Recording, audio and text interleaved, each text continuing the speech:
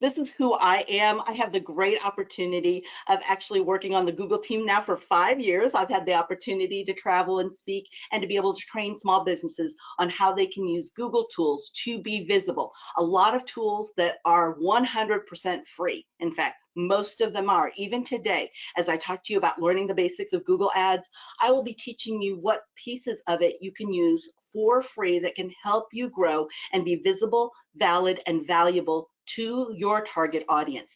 So do know that this is what I do. I've had also the great blessing of being able to travel with my son. He gets to travel with me because he's an official Google photographer. So let's go ahead and get started. I am looking forward to getting you ready to go and learn the basics of Google Ads. Now, let me know by show of ones in the question box, just a show of one, if you've ever run a Google ad before. I would love to know who's got that experience. So let me know there, and while you're doing that, let me just introduce what our topic is. It is to learn the basics of Google Ads. Again, if you're just coming in because we had a few people tumble on in, this is where you can go to get the closed captions. You'll need to open up another browser window, a tab. If you are tweeting or posting, if you'll use the hashtag #GrowWithGoogle, it will let the Google team know that this matters to you, and it encourages them to make more, which is what I like, just more to help grow small businesses. And then also, if you'd like to know any topics that can be covered, this is the URL. This is who I am, Maria Duron. You can see this is my Twitter handle here to the left, my Instagram handle to the right. Feel free to tag me or actually share something, put a hashtag in there, but if you tag me, I will definitely retweet and repost you in my stories, okay? So you'll get that visibility as well. All right, remember, if you've commented in the question box, you will get a copy of today's recording, but only if you've commented. So if I hadn't already encouraged you to find that question box, I hope I did now, because you might want to review some of the things that I'm covering a couple of times, or speed past some of the things you already know and stop through some of the things that you don't know. So far, I am seeing that no one has any experience with Google Ads. So this is going to be all brand new for you. But if you do, let me know by a show of one. Just put the number 1 in the question box and make sure you hit send, okay? All right, Margot from Dallas. Hello, Margot. I'm glad you find it. Brand new to Google Ads. I absolutely understand, Taylor. Thank you for bringing your community. So we will talk about advertising on Google and how you can use Google Ads to grow your business. Now, I would love to know, are you a product-based business or a service-based business? Would you let me know in the question box, product or service? Okay, so I see services here. Perfect. We'll also talk about how you can improve your ads, because it's one thing to put ads out there, but if it's not connecting with the best customer for you, the customer that gives you the most pleasure and profit, then you may need to do some work and refine that. Also, measuring for success, because if you're not measuring, you're not marketing. $1 or 1 minute, because I know socials are free, even though our time is money, or time is even more valuable than money, but $1 or 1 minute spent that's not lifting the bottom line or getting you closer to your goal is $1 or 1 minute spent too much. Okay, so we'll talk about how you can measure your success. And as always, I end with recap and free resources available to you. Again, none of this costing you anything additional, okay? So I see a lot of service-based. I see one product-based. So I see you, Jeremy. I do absolutely see that. Be available later for review, only because you've commented here. That's it. It's only those who've commented in the question box that will get a copy of today's recording. Do know that it does not show up to you for 24 hours because it takes that long for the video to render. And I will let you know when you can get a copy of today's slides. That's going to be at a different part when you do make a comment at that point, but not until that point will the system pick up that you also want a copy of today's slides. Okay, so we've got services, some product-based. Thank you, Maria. I see you here. Perfect. I hope that answered your question, Erin. All right, let's talk about advertising on Google, right? We know Google's the #1 search engine in the world. We do also know the importance of showing up on the first page of Google search. So you want to do that organically. In fact, you need to show up on the first 30 searches. So that's the first 3 pages. Every search result page gives you 10 organic search results. You need to show up in one of those first 3 pages. But wait, let me challenge you even more, because we know in 2020, the whole world changed. And us reaching for this little device when we want to know, go, do, or buy became even more important to us. And that isn't going away. That's just on an upward projectile. 74% of us go to a mobile device first when we want to know, go, do, or buy. So knowing this, you actually need to show up in the first page if you want to show up well on mobile. So that's the first 10 organic search results. If you're not doing it organically, then you do need to look at ads as well. Coupled together, that's a very powerful way for you to be visible. If you're not visible, people do not believe you exist. They don't believe you're a credible business if you're not showing up online. This is really important, okay?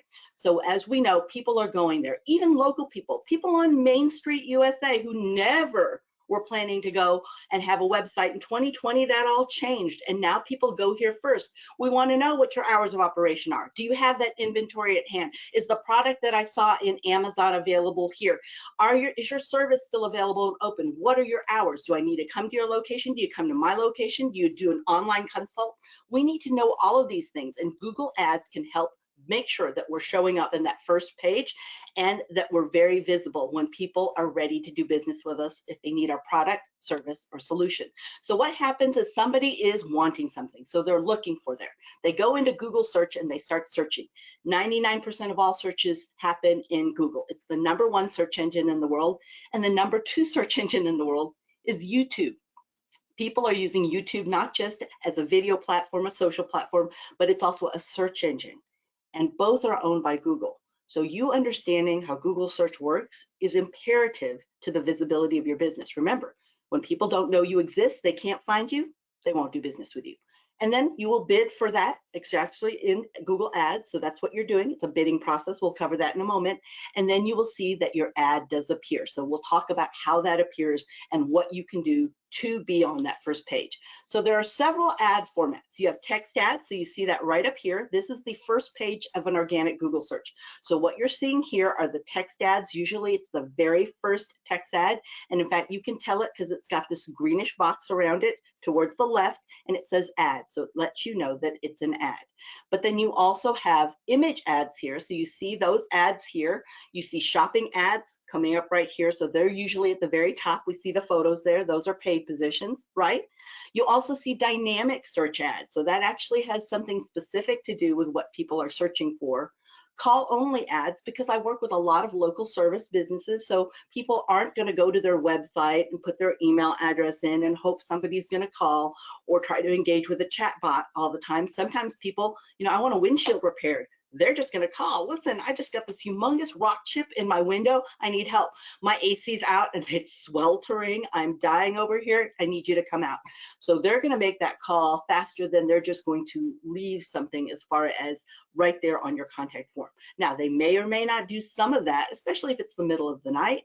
But if you've got all of these tools that they can call, and you're making sure that's visible in search, that you have a contact form on your site, plus you have a chat bot, you're really covering your bases well, meeting people where they need you, not trying to convince them to all go over here, because that takes a lot of time, energy, and money. And of course, video ads, right? We see video ads a lot of times on YouTube, and then if you're on any socials, you see that quite a bit happening on Instagram, on TikTok, all of those places, or maybe in LinkedIn's new jump rope, which is their shorter form video, you might be seeing it there. So let's talk about text ads right now, because that's the basic form of ads, and it's the one to get all of these basics that we're talking about, okay? Because we're learning the basics of Google Ads. So what you're doing is you're paying per click. That's why it's called PPC, pay per click. So you do not pay for impressions. If any of you were doing any advertising back beforehand in traditional media, you may have heard your advertising reps or your TV account rep saying, oh, you'll get 50,000 impressions. You'll get 20,000 impressions for this. The problem is with impressions on a mobile device or on a desktop laptop is people are doing this. So even though they may see it, they don't see it, right? They don't really see it. It's just something they're scrolling past. So impressions are just that. But a click is showing a true intention. Somebody clicked on it. Now you'll get some mistakes. We see that in video quite a bit. People will click and they didn't intend to click. So you see them click off. That's why I say a 3-second click on a video is nothing. 10-second is commitment. So now you know somebody has an interest if they watch 10 seconds of a video. Time yourself out on a video, because 10 seconds is a long time. Remember, TikToks, how short they are, about 15 seconds. Reels, I think, just went up to 90 seconds this past week. So they're a little bit longer, but still, it's quick. So as we look at pay-per-click, let's take a look at text, right?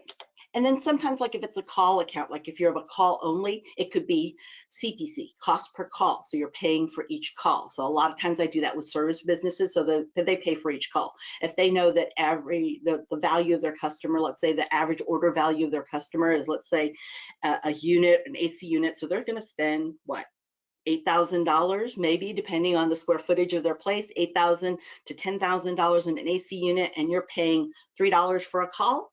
It's a good return on investment if that's your only investment there at cost level in your marketing. Okay, so first, to access all of this free, 100% free, you do need to have a Google account. Now, if you have a Gmail account, you're golden. All you need to do is log into your Gmail account. Once you do that, when you go to Google Ads, it's going to recognize your credentials and it will open right up for you and walk you through the process of setting up your first ad.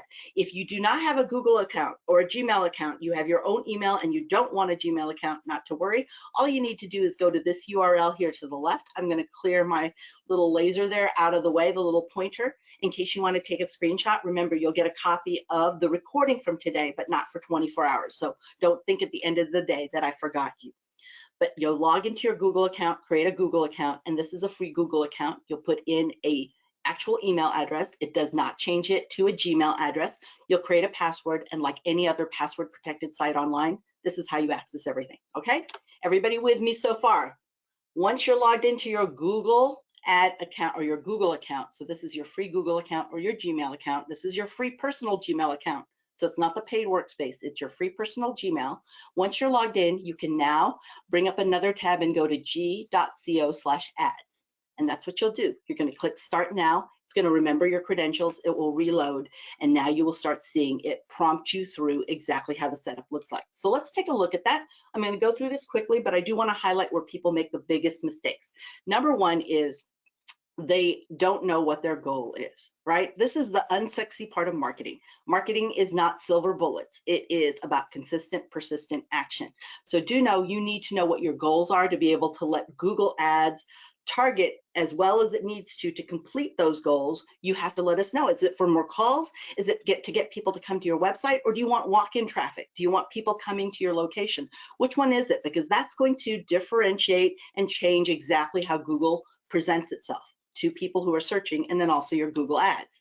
So now we're going to put in our business name. This is your actual business name, everybody. You don't need to get sexy or change it. This is your business name. So you're going right here.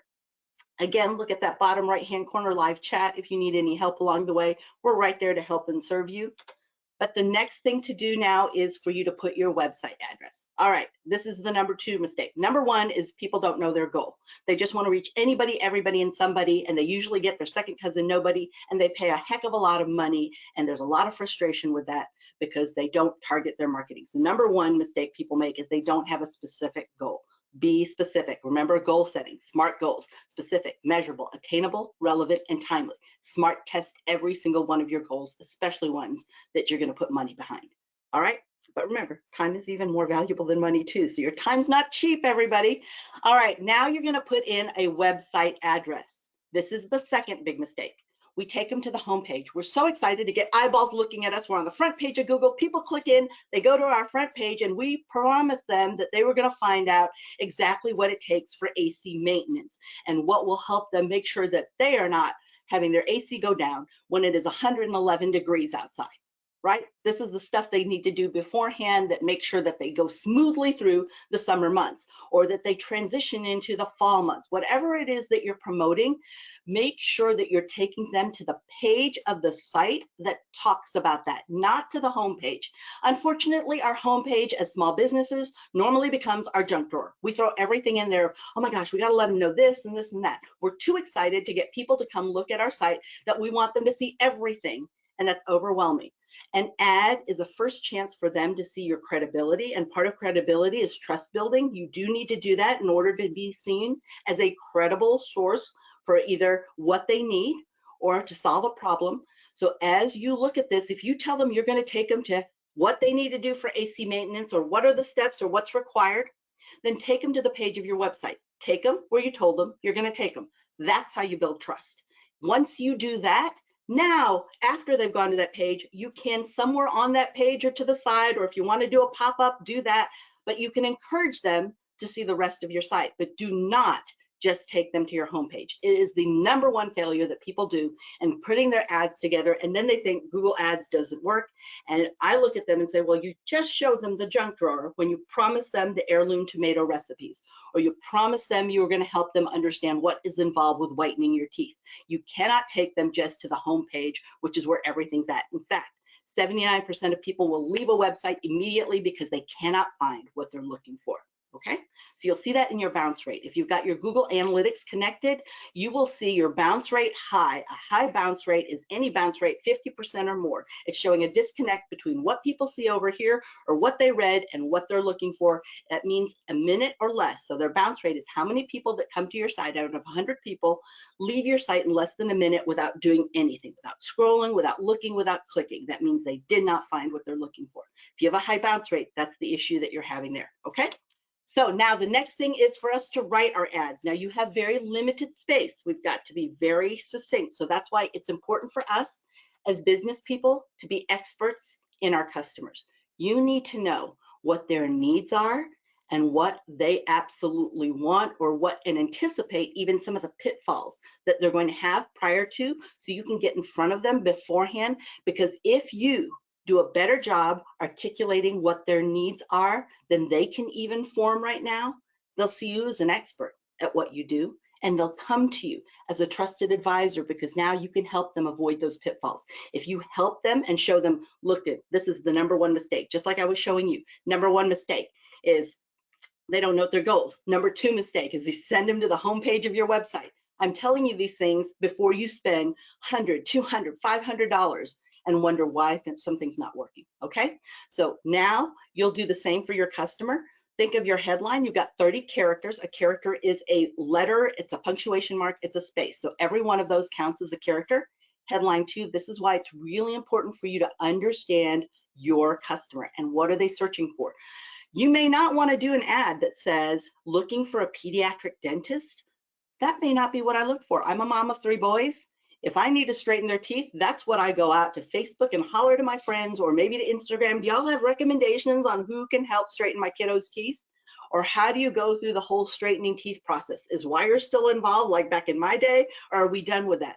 Those are some of the questions I'm going to ask. I will never use the phrase pediatric dentist. So if you put that here as one of your headlines, the chances that it'll show up for somebody like me who has 3 boys, I'm ready to spend some money on this, but I'm not going to find you because you're not using my words. It's important for us to know our words. So this is important. The same thing with your description. Think about how people search for you. Search for you when they know your name and they know you have a product or service that can serve them. How do they search for you when they don't know your name and there's a product or service that can serve them? And then how do they search for you when they have no idea who you are and they have no idea that there's a product or service that can serve them? What are they looking for? What's that solution? I love this best, and I actually saw this the other day in the book, and I wanted to share this with you. So I put this on a separate slide here. I'll flash it up here. But I love this. This is absolutely one of my favorite marketing quotes now, and that is, don't hand people a pamphlet saying why they should buy your camera. Hand them a pamphlet showing them how to take the best pictures. Really know what the end goal, what is the desire of your potential target when they are searching for you. That's how you win at organic search and you win at ads, okay? All right, so we've got that going on here. So now we're going to add keyword themes. What I love about Google Smart Ads, because that's what happens when you first go into Google Ads, it drops you into Smart Ads, and Smart Ads does a lot of the thinking for you. Like, it asks you your goal. It double checks, hey, is this the right website you want them to go to? Think about this, not the home page. And then due to the category that you have or what you put in as far as what your business does, it will actually serve up some good keywords that are the most popular keywords being searched right now. So it might work for you, it may not. Maybe you're not a online spice store, maybe you're just in person, so they only can see you in person, so you might want to X that out and teach Google Ads what actually works for you. You might want to say, no, you know, I do spices and seasoning, I do wholesale to restaurants or chefs, so maybe I want to add that in, so you can plus that in. So X is to minus it out, take that keyword away, plus is to add it back in. But what I love about this is, if you've never done ads, Google is actually looking at all of the history of people within the same industry and showing you what are the most likely keywords that will serve you, and also what is the most popular right now, what is being searched right now by people who could be your potential customers, okay? Now, you're going to decide where that ad is displayed. This is understanding and knowing where your customers are at. If you are new to business and you don't know where your customers are, start looking at your competitors and seeing where they're getting customers at. The best place that you can do a lot of competitor research is in their reviews. Go to their reviews. So, take a look there, read the reviews, because it'll tell you what they really are really great at and what they really suck at. Okay, so that you could fulfill that need. Maybe you're better at doing the thing that they're not so good at. All right, or maybe you're even better at the thing that they're amazing at and you're just going to blow everybody away. But you can do a lot of competitive research there in the reviews, plus talk to friends and family members. You didn't just start the minute your business started, so you didn't just walk into the world at the same time. You know some people either through school, church, anything that you're involved with in the community. Get to know people who might be competitors, or find out from friends, because often people, friends and family members are already doing business with competitors. Just because you haven't launched your business, or maybe they don't even understand what your business is, find out a little bit more from them and you can find out exactly what they need. Make sense? All right, let's see here. When we're looking at where people are at, so if we don't know where people are at, and this is a new business for us, we're going to ask people, we're going to look at the reviews and find out. We're going to do a little bit of competitive research and a little market intelligence.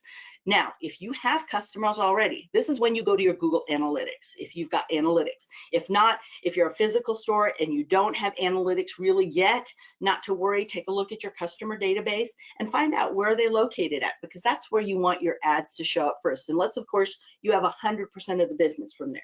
I'm always scaling up ads because I know that we have not hit that part where we're limited yet, where we've hit the barrier. If we've got 100% of the people in an area, then I might expand out. But if that's showing where our best customers are, the ones who give us the most pleasure and profit, then I'm going to want to find more like them in the area. And more than likely, they may even be friends and family members with people who are more like them, who could give us the business, okay? So just take a look at either your analytics. You're going to look at the demographics and the geographics of where people are visiting your site from. So you do have that in Google Analytics. How many of you have Google Analytics set up, by the way? By show of ones in the question box. Do you already have Google Analytics? Because that's a 100% free tool.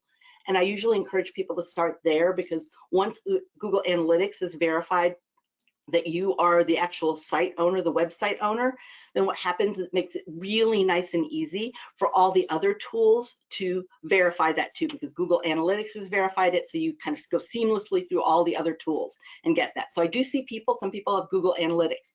That is a great resource for you to take a look at and find out more about who comes to see you, who's your best customer, and that will help you with targeting. You can target either by dragging this little bar right here about miles around your location, especially if people are coming to a location, you're expecting foot traffic, or you can just click on different zip codes. You can put it in by city, county, or zip code. Now you're going to set your budget. Google is going to give you a suggested budget. Go with it. I'm not just saying that because I'm a Googler. I'm saying that because I come with 18 years of small business experience. I work with small businesses. I am in Google Ads and manage a Google ad budget of about $50,000 a month. So I know Google Ads really, really well. And I know that this recommended works. But here's the key. It's not a set it and forget it. You have to go back and check on this in 3 days, okay?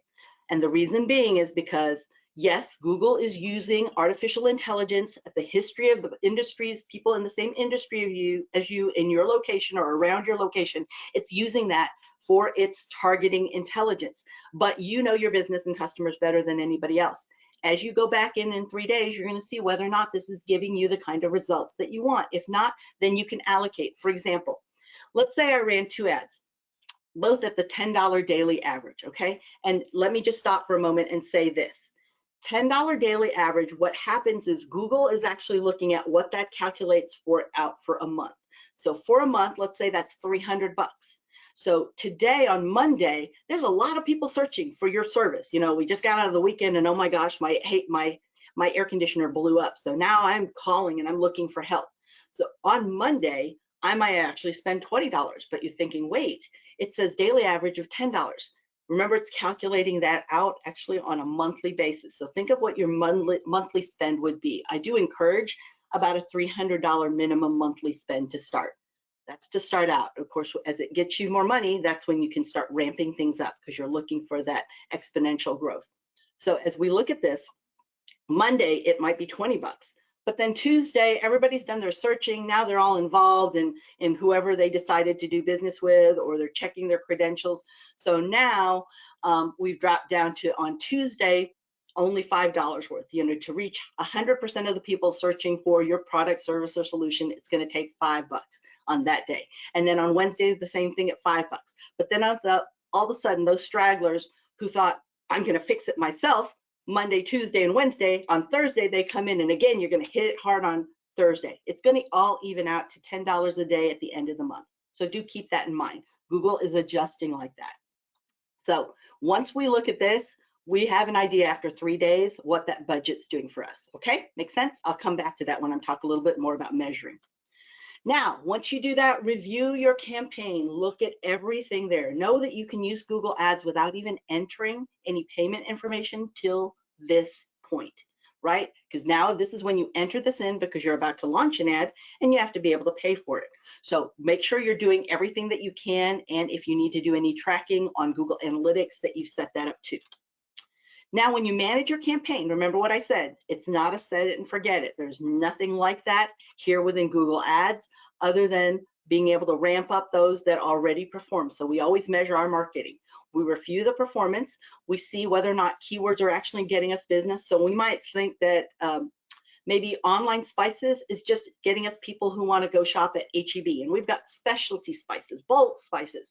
So we don't want to compete with HEB, or we don't want to compete with Kroger or United or anyone like that.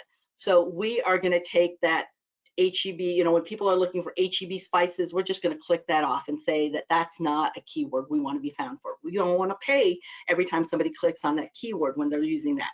We can also launch additional ads, adjust ads. Now, imagine going back to that $10 a day. Let's say I launched 2 ads at 10 bucks a day.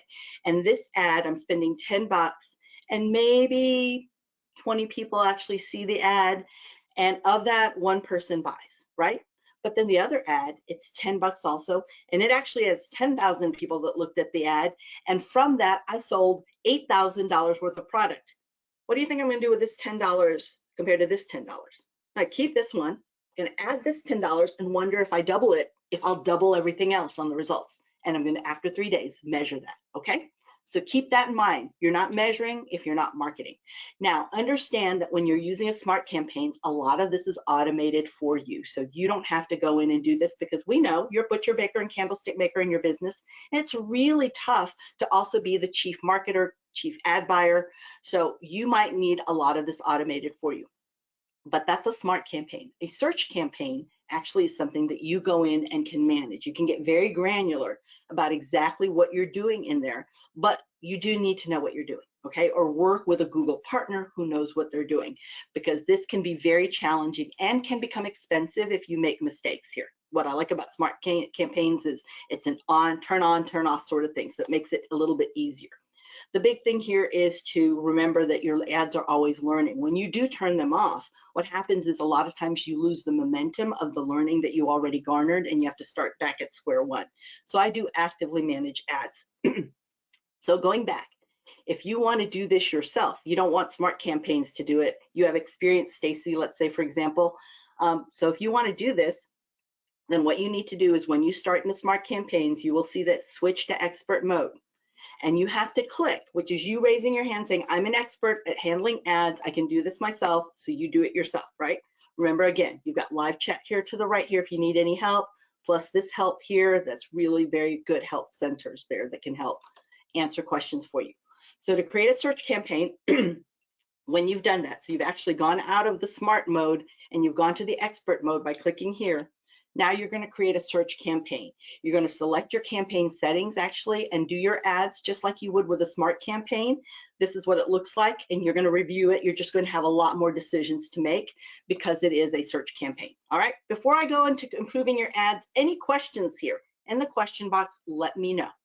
Okay, So as you're thinking of that, I am going to go move forward. But if you've got any questions that cover what we just covered, let me know. And if you want a copy of today's slides, do make sure you make a comment here. Just put the number 2 and that you would like a copy of these. You don't even have to say you like a copy of these slides. I'll just know. Number 2, the system will pick up that you want a copy of today's slides, okay?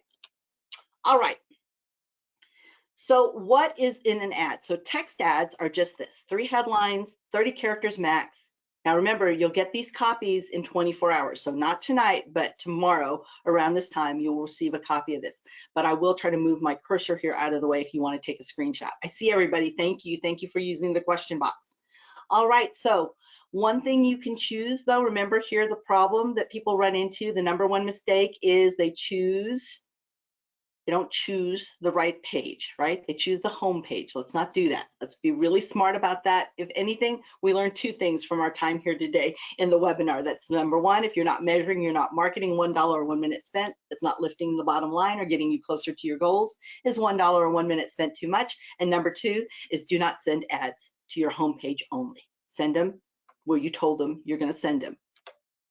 So for example, there are tips to create great ads also. Remember what I said about we're not just selling pediatric dentistry. We need to know the words people are using. And again, I'm going to remind you this because this is such an amazing phrase for us to stay centered in, that we don't want to just sell our stuff, but we want to help teach our customers to do what that helps sell our product, service, or solution.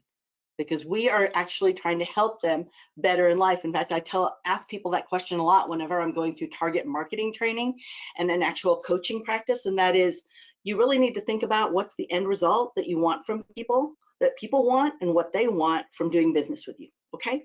So now you see here in tips and writing great ads, you can see more tips here at this URL, g.co/text ad tips. So I'll get my cursor out of the way there.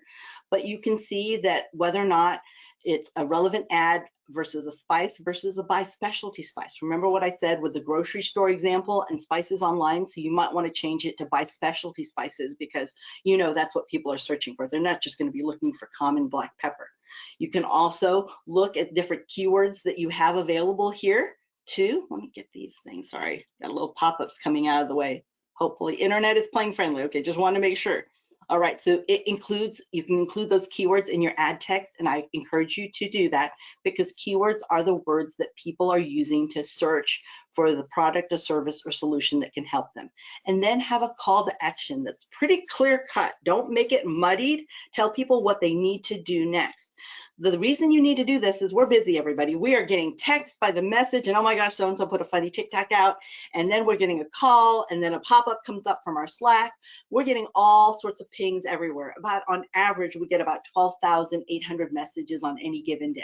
All right, so now when we go back to an ad and we're wondering, what was I gonna do next? So we start looking somewhere else, unless it's telling us very clear, order today. This is in order today. Fennel is in order today, okay? So now we're going to look at that action and take it more seriously, especially if it aligns with what we need. All right, now text ads, this is what you do need to improve. Really think about where that ad is going to and what you're going to promote, okay?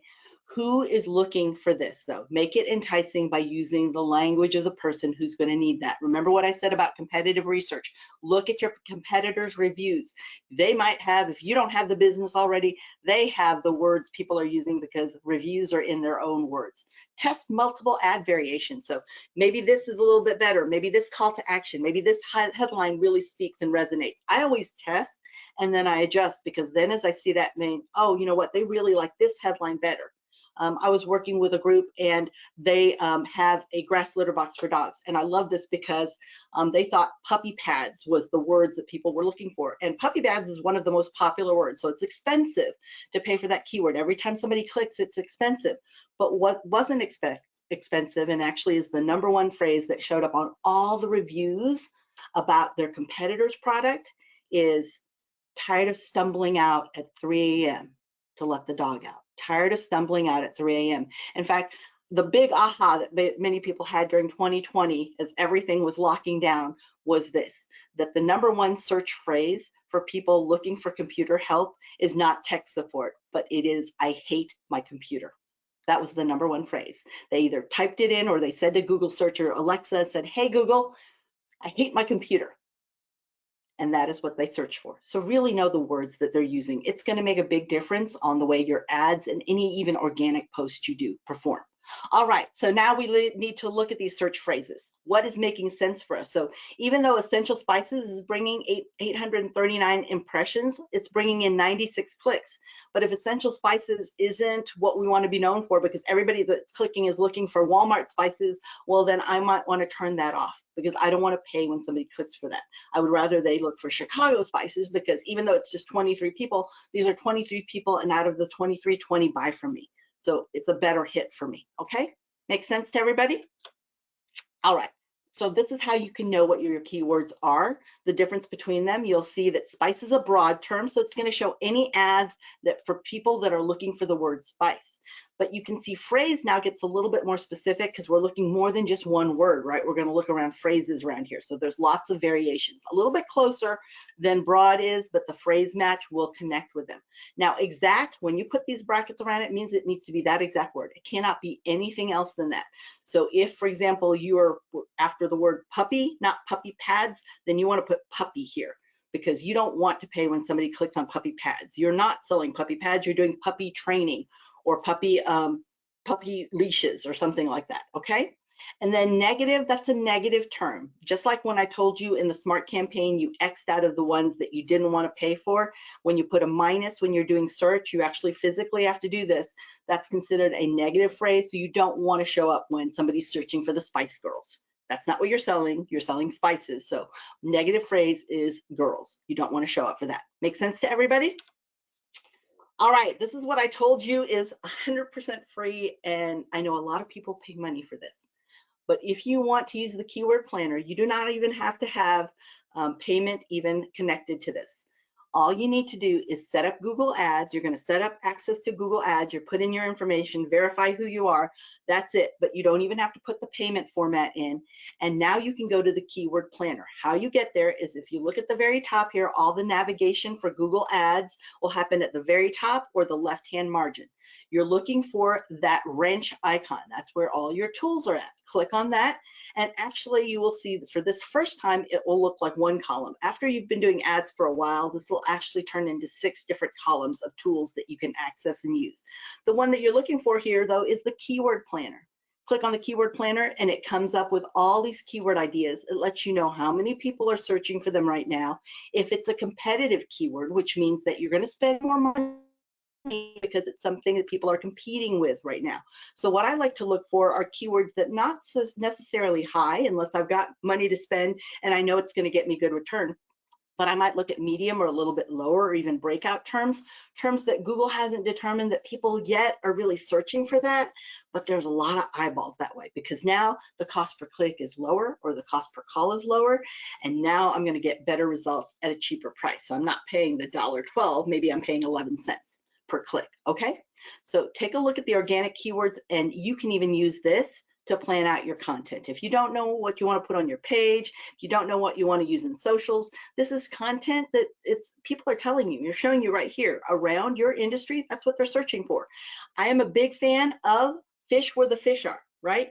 It really takes a lot of time and energy and money to get people to look over here when they're all spending time over here. If they're all over here looking for, oh, I want to know about the different Chicago spices, then I want to be in that mix. I want to show up there and take them to my site instead of trying to convince them to come over here, because now I need a lot of money to get that to happen.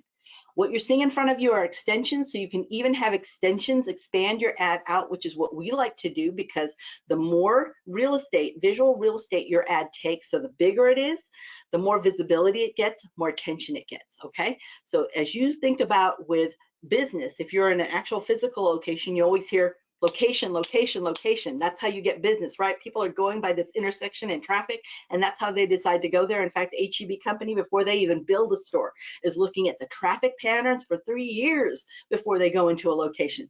So you're doing this with yours, except ad extensions now are your online location, and it's giving more visibility. So instead of you having to just be at one place, you can pick that one place, but now you can have a bigger plot of land to be seen. That's why I encourage people to use the Google Business Profile, which shows up on the right side, because all of this are just visual cues reinforcing who your brand is and that you are an expert and the provider of this product, service, or solution.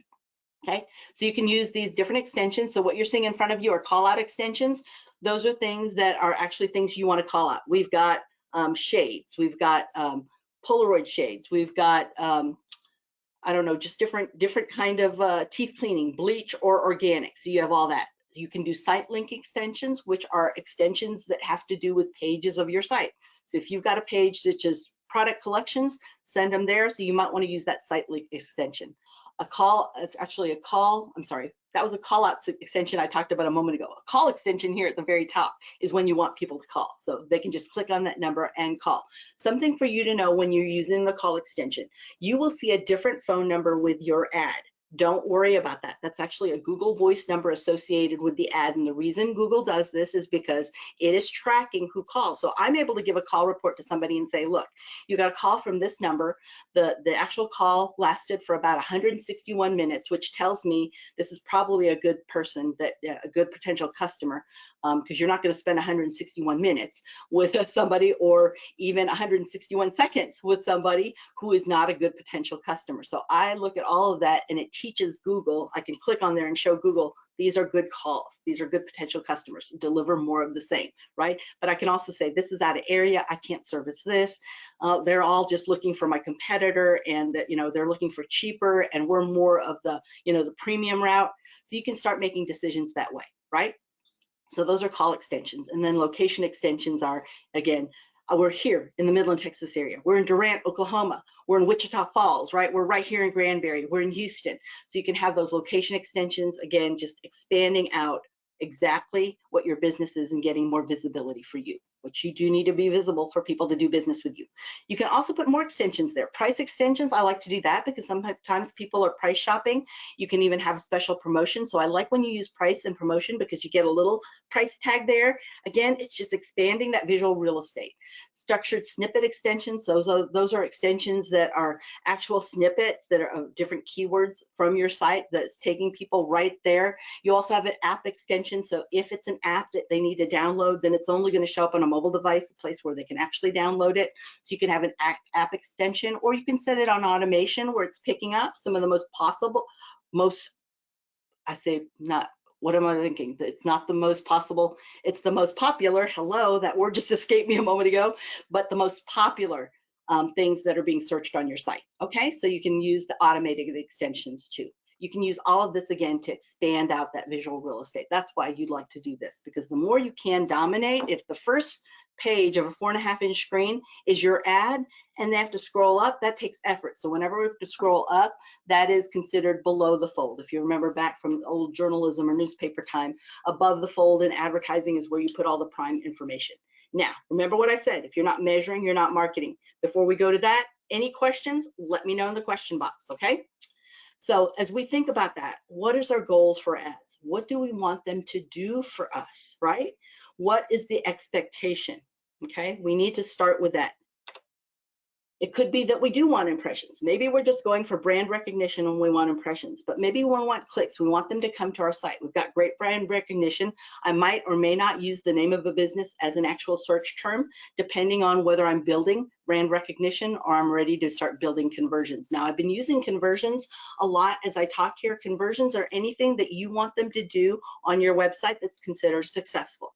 Okay, it could be to watch a video, could be to download the PDF, it could be to engage the chat bot, it could be to leave their contact information or their email address. Whatever that is, whether you're for-profit or nonprofit, that's considered a conversion, okay? And then of course, conversions. It could be when somebody clicks, that's what you're measuring is the success of your ad. Now, reports and smart campaigns do call all of this out: impressions, the clicks, the calls, and the actual conversions. So you can have all of that right there within the ad campaign overview. So you're measuring directly into the Google ad campaigns. Now, in search campaigns, you also get a little bit more there. You can see that you could see which ad groups. So if you've got your ads grouped together, like they might see a series 1, 2, 3, the next ones, or it could be which ads are actually performing better, or if you have landing pages associated with each ad. Sometimes I'll work with influencers, and influencers actually have their own page, right, that everything is directed to. So now it's a landing page. Is it landing page A, B, or C that's outperforming best? So this can show me which one it is. Keywords that are actually being used, so I'll get a chance to look at that. And then also the demographics. I might think that the best customer for somebody is 24 to 35, but I am not the customer. Let the customer speak, and what we see from the Google Analytics demographics and also who's clicking on the ad is somebody between the ages of 40 and 54. Not who we thought, but that's okay. Now we're learning, we're measuring, and we're adjusting. You can also, as I said earlier, link Google Ads with Analytics. The reason you want to do this, not just with Ads and Analytics, but any Google tool, is understand all Google tools, when they're connected to each other, ping the algorithm. What it's pinging is that, hey, this business has just started an ad. Looks like it could be a real business. The reason Google's the #1 search engine in the world is because the information people are looking for is correct when they look for it. The only reason it's correct is because people like you in business who are actually there at the business are putting in that correct information. So when Google sees ad information coming in and confirms a business, and then analytics link saying, wow, that information is the same, that phone number, the website, everything's the same. You know, the number of pages of that website are the same. So, wow, this really may be a credible business. Now you have Google Search Console coming in, Google Shopping, YouTube, Google Sites, all of these Google tools confirming together that, yes, this is a good business. Just now increases the likelihood that you'll be more visible in search, in an organic search page, in the #1 page, because it's confirmed through all the Google tools. Now, I say that with one caveat. If you are not using the words that people are matching, you know, and matching those words, so you're not using the words from people are searching, so you're not matching that, you're not going to show up. If your website is not mobile friendly, meaning that I don't have to pinch and zoom to see or swipe side to side to finish a sentence, you're not going to show up in the #1 page. And if your site is not secure, if you don't have the HTTPS, that security certificate, there's nothing that you can do to show up in the first page, okay? So even though you do all those things, that's the caveat right there. You have to have those 3 basics done, all right? So now you link everything together. To set up Google Analytics, this is where you would go, g.co/analytics. This is letting you know how people shop your site. You need to be the expert in your business, in your industry, and understand you need to be the expert in your customer. In order to do that, you need to know how they shop. If you had a physical store, for example, and people came in all morning long and went from aisle 1 to aisle 4 and they left and they didn't buy a thing, aisle 1, 4 left, 1, 4 leave, they're not purchasing anything, but then in the afternoon, they go to aisle 1, 2, 4, and they buy something. 1, 2, 4, buy something. I would want to know that. I want to know what's on aisle 2 that's getting them to purchase. Is it the person that comes in the afternoon? Maybe that's where I need to skew all that I need to do. Remember what I told you a moment ago about the business that was working with people, you know, dogs and puppies, and we're talking about puppy pads? He knows his best customer is a woman ages 35 to 54 years old. He also knows that they don't shop except for 2:30 in the morning. His ads, even his Facebook posts, don't show up till 2 o'clock in the morning because that's when his best customer is there. So think about that for yourself. How well do you know your customer? Because you do need to be the expert in that. That's your job in heavy lifting. All right, I've covered a lot of things today. Let me know questions in the question box. I will turn off the recording for this portion only because question and answer I save only for people who stay live with me, because that's just the appreciation. Plus, I want to preserve your privacy if you're going to tell me some other things. But let's go through recap.